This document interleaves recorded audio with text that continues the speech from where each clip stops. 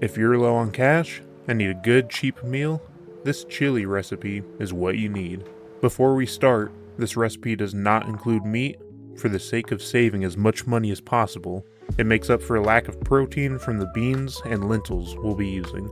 If you'd prefer to add meat, I'll talk about it more as the video goes on.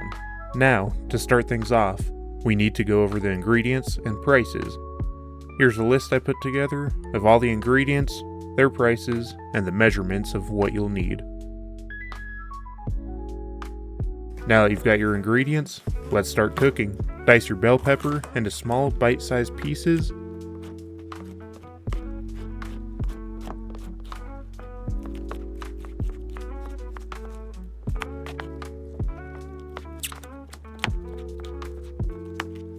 Followed by your tomatoes.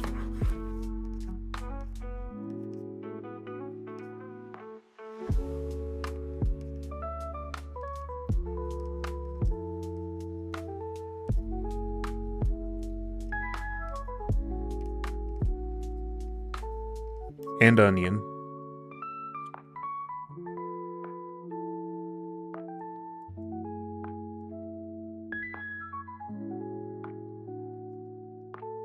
Add roughly a tablespoon of cooking oil to a large pot and heat to medium heat.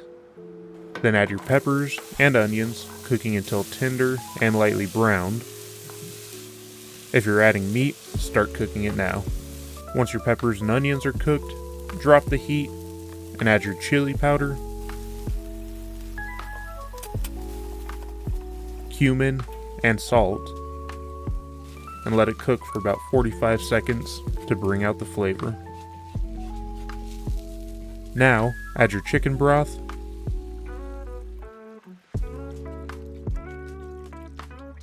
both cans of beans, tomatoes, corn, your lentils, bring it to a boil, and then reduce it to a simmer for 30 to 45 minutes. If you lose too much liquid during this process, add small amounts of water or broth for your desired consistency.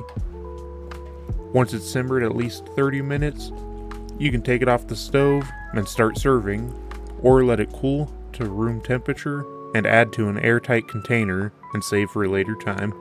If you like this video, let me know by liking and subscribing.